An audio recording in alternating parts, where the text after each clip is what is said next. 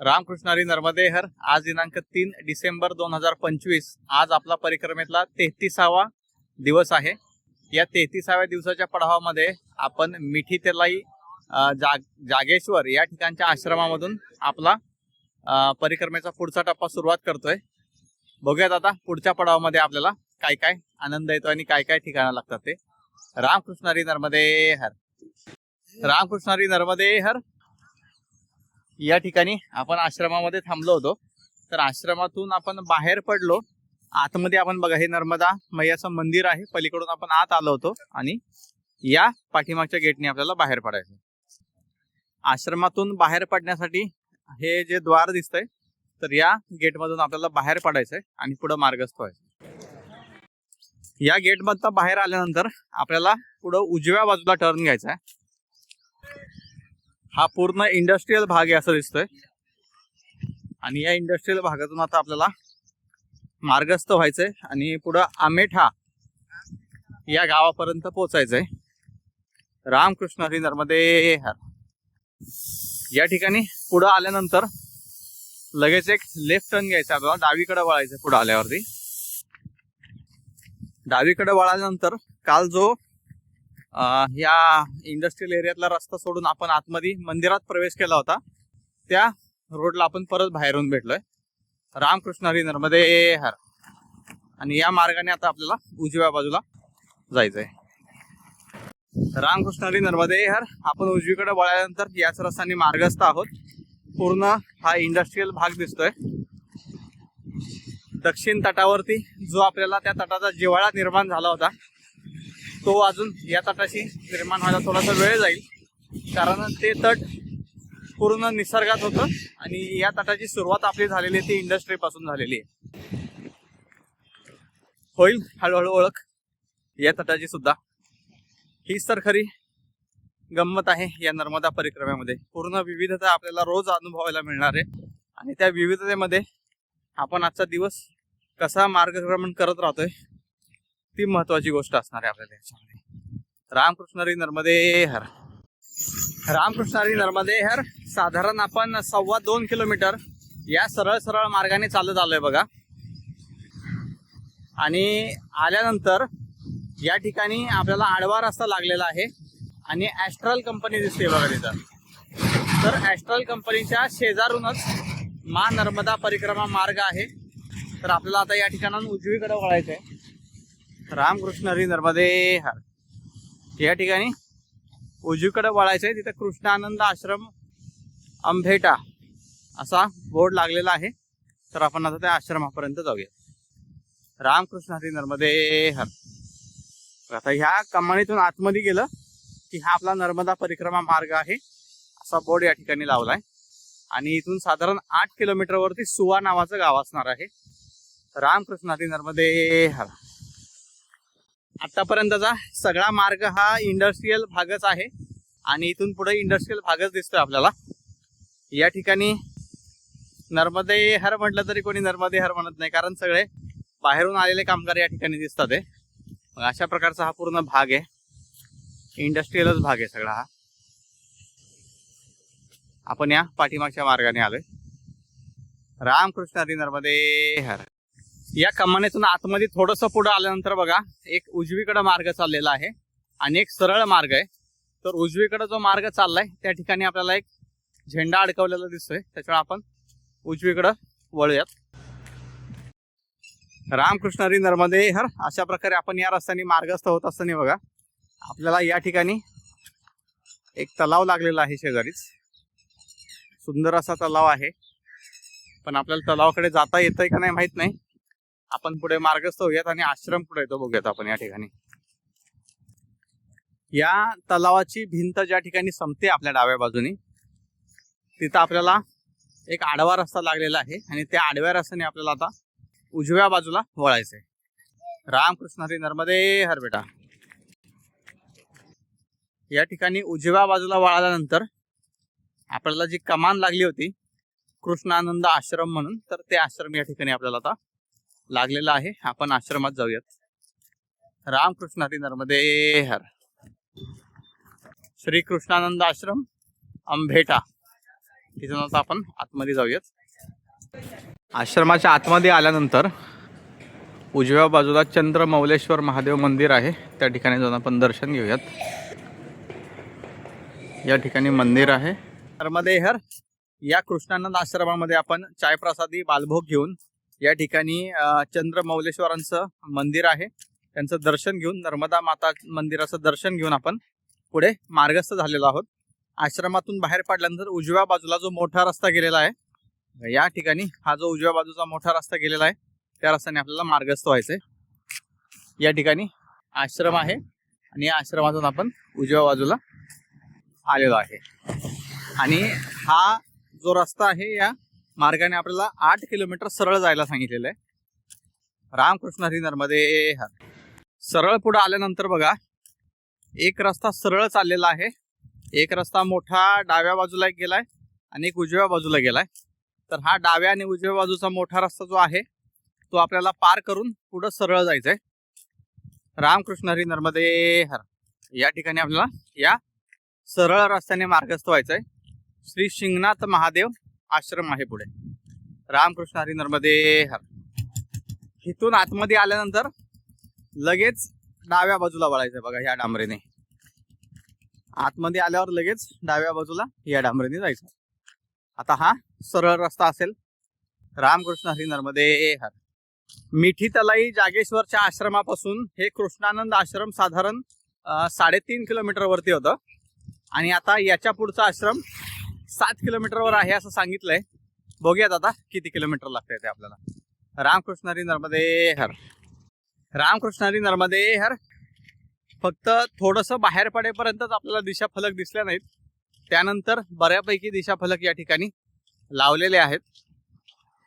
या ठिकाणी बघा आपण साधारण अर्धा-पाऊण किलोमीटर या मार्गाने चालत आल्यानंतर इथं पुन्हा एक उजव्या बाजूला टर्न घ्यायचा आहे आपल्याला.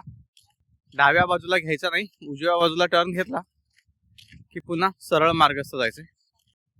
रामकृष्ण हरी नर्मदे हर. या मार्गाने आपला परिक्रमेतला प्रवास चालू आहे.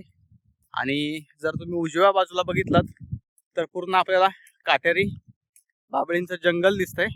तर याच्या पलीकडेही जिथं नजर आपली संपतीये तिथून पलीकडून नर्मदा मैया प्रवाहित आहे.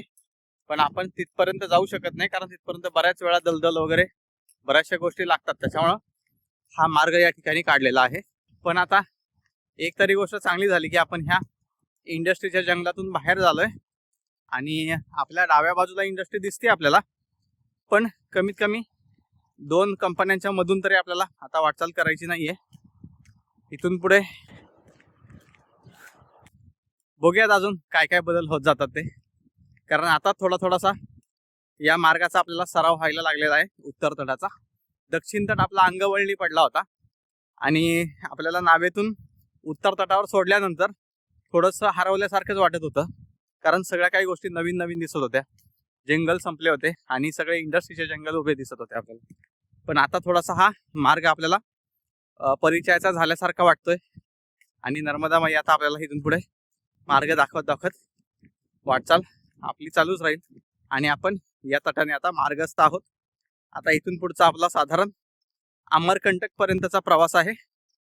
बघूयात आता अमरकंटक पर्यंत आपण कधी पोहोचतोय ते. रामकृष्ण हरी नर्मदे हर. आणि अजून एक गोष्ट, या ठिकाणी जे तीर्थस्थानं आहेत ती तीर्थस्थानं बऱ्यापैकी आतमध्ये पात्रामध्ये गेलेली आहेत नर्मदा मैयाच्या. त्याच्यामुळे प्राचीन तीर्थ आपल्याला किती भेटतील ते सांगता येत नाही, पण जेवढे भेटतील तेवढे आपण दर्शन करत जाऊयात. सगळ्यांचं दर्शन झालं की नर्मदा परिक्रमा संपल्यानंतर उर्वरित काळामध्ये आपण त्याचं प्राचीन पौराणिक महत्व काय आहे, पौराणिक कथा काय आहेत, या सगळ्या नर्मदा परिक्रमा संपल्यावरती बघूयात. कारण काय होतंय, व्हिडिओ थोडासा मोठा होत जातोय आणि मार्ग दाखवणे, दर्शन घडवणे हा आपण उद्देश ठेवूयात आता सध्याचा. आणि त्यानंतर निवांत गेल्यानंतर आपण प्रत्येक प्राचीन स्थानाची काय पौराणिक कथा आहे ती पुराणांमधली व्यवस्थित बघूयात. रामकृष्ण हरी नर्मदे हर. रामकृष्ण हरी नर्मदे हर. ओंकारेश्वर पासून ते विमलेश्वर इथपर्यंतचा आपला दक्षिण तटातला जो परिक्रमेतला प्रवास झाला एकूण तो 587 किलोमीटरचा झाला.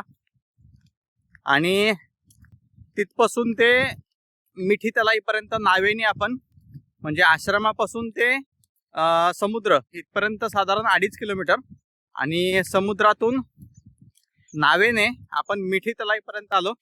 तिथपर्यंतचा प्रवास साधारण 27 किलोमीटर नावेने झालेला आहे, 2.5 तासाचा प्रवास. आणि त्यानंतर नावेतून उतरल्यापासून ते मिठी तलाई आश्रमापर्यंतचा आपला 2 किलोमीटरचा प्रवास, असा आपला उत्तर तटापर्यंत पोहोचेपर्यंतचा एकूण प्रवास झालेला आहे. रामकृष्ण हरी नर्मदे हर. रामकृष्ण हरी नर्मदे हर. ज्यावेळेस तुम्ही विमलेश्वरला येऊन पोहोचता त्यावेळेस त्या ठिकाणी समुद्राला भरती कधी येते त्यानुसार तिथून जी नाव सुटती उत्तर तटाकडे जाण्यासाठी त्याचा टायमिंग ठरला जातो. आणि त्याच्या काही तास अगोदर त्या ठिकाणी तिकीट काउंटर चालू होतं.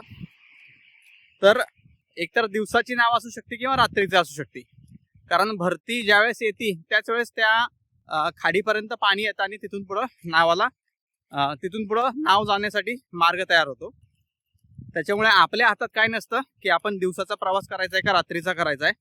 तर ज्या वेळेस भरती येईल त्यावेळेस आपल्याला तिथून मार्गस्थ व्हावं लागतं.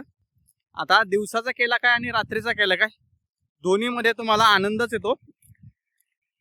फक्त दिवसाच्या प्रवासामध्ये कसं आहे, तुम्हाला फोटो व्हिडिओ किंवा काही गोष्टी करता येतात आणि रात्रीच्या प्रवासामध्ये त्या होत नाहीत. आणि दुसरी महत्त्वाची गोष्ट म्हणजे दिवसाच्या प्रवासामध्ये थंडी वाजत नाही, थोडंसं गरम होतं. आणि रात्रीच्या प्रवासामध्ये गारवा असतो हवेमध्ये, त्याच्यामुळे थोडंसं गार वाजतं. हा फक्त महत्त्वाचा फरक आहे, बाकी सर्व गोष्टी सारख्याच आहेत. नर्मदा मैयाची पूजा केली जाते, त्या ठिकाणी श्रीफळ वगैरे वाहिलं जातं, जल आपल्याला मिळतं त्या ठिकाणचं समुद्रातलं पाण्यातलं. या बाकी सर्व गोष्टी सारख्याच आहेत. फक्त या निसर्गाच्या वातावरणामुळे तुम्ही कोणत्या टायमिंगमध्ये पोहोचताय त्यावर ते सगळं अवलंबून आहे.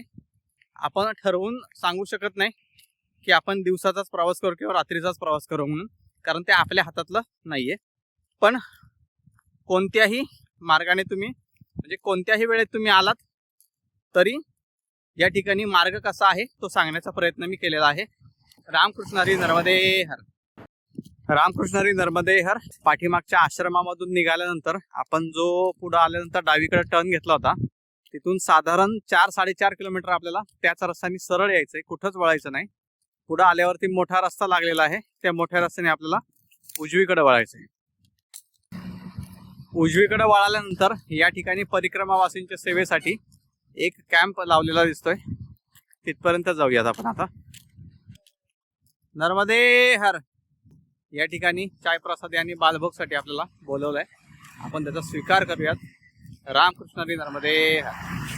रामकृष्ण हरी नर्मदे हर. या ठिकाणी आपण चाय प्रसादी आणि बालभोग स्वीकारून आपण पुढे मार्गस्थ होत आहोत. या उजव्या बाजूला वळाल्यानंतर आपल्याला सरळ अजून साधारण 1.5 किलोमीटर जायचंय. 1.5 किलोमीटरवरती आश्रम आहे असं या ठिकाणी आपल्याला सांगितलंय. तर त्या ठिकाणी जाऊन आपण दुपारची विश्रांती आणि भोजन प्रसादी साठी थांबूयात, कारण रात्रभर आपण बोटीने प्रवास केलेला आहे, त्याच्यामुळे त्या ठिकाणी आपण थोडीशी विश्रांती घेऊयात. रामकृष्ण हरी नर्मदे हर. बराच वेळ झाली, टायर तापली होते, जरा थंडावा दिला, आता परत गरम करायला निघालोय पुढचे 1.5 किलोमीटर. रामकृष्ण हरी नर्मदे हर. हे आहेत आपल्या पुण्याचे सचिन येरवडेकर, आपल्याला परिक्रमेमध्ये भेटलेले आहेत. त्यांच्या बरोबर आपला काही दिवसाचा सहवास आहे. आता नर्मदा मैया किती दिवस एकत्र ठेवते बघूयात.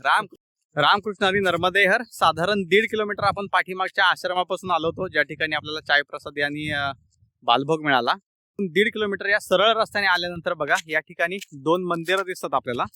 आपल्या डाव्या बाजूला एक थोडंसं जुनं आहे आणि एक नवीन मंदिर आहे. तर इथून आतमध्ये जो रस्ता गेलेला आहे डाव्या बाजूला, त्या रस्त्याने आतमध्ये जायचंय.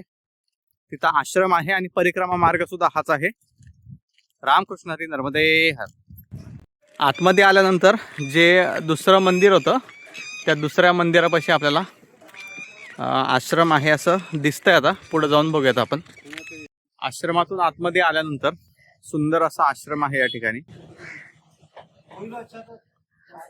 शिंगणाथ महादेव आश्रम. या आश्रमामध्ये शिंगणाथ महादेव मंदिर आहे, आपण त्याचं दर्शन घेऊयात. रामकृष्ण हरी नर्मदे हर. या ठिकाणी शिंगणाथ महादेव मंदिर आहे. या ठिकाणी नंदी महाराज स्थित आहेत. त्यांच्या परवानगीने आपण आतमध्ये जाऊयात. शिंगणाथ महादेव सुवा गावातलं मंदिर आहे. ओम नमः शिवाय. ओम नमः शिवाय. ओम नमः शिवाय. रामकृष्ण हरी नर्मदे.